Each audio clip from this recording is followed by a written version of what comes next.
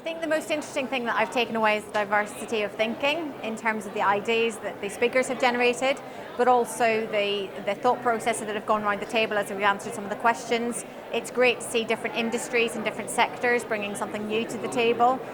Working in law, I'm very keen to get away from groupthink and just the legal industry, so hearing how other people adopt new things, I suppose, it's refreshing. So I think at the moment, a lot around the volatility in the world economy, so something like Brexit, which you talked about, is very unsettling for an organisation like ourselves, because obviously our business is investing globally.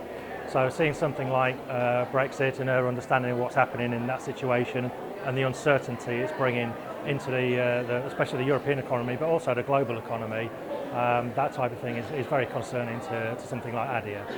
One of the key things I really want to do differently and start implementing is having different conversations with our business leaders, challenge them differently in terms of thinking around the future, thinking about how the organisation needs to be structured, how the right culture needs to be created, and how I can support them.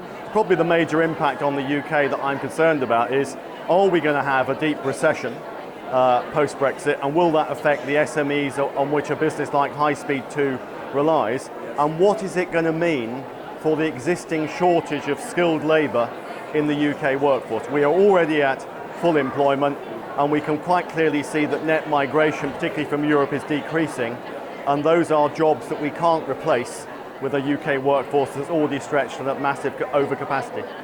Three things I think so far that have really struck me. One from the leadership sessions yesterday about be both. How can you be the different paradoxes of leadership and still be authentic and create impact? I think that was really striking.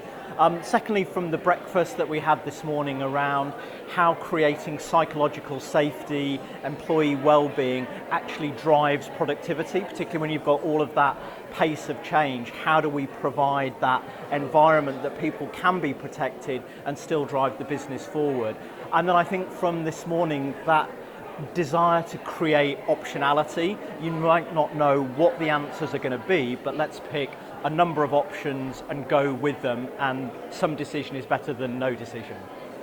So I think the key takeaway for me has been that agile working is not just about teams, but there's also a lot of thinking around org design and leadership behaviours and the values that leaders place in agile working and nimbleness, I guess. So it's not, we always hear about the agile team working, but actually it's much broader than that in the organisation. So far today, that's been my key learning. Fantastic, thank you.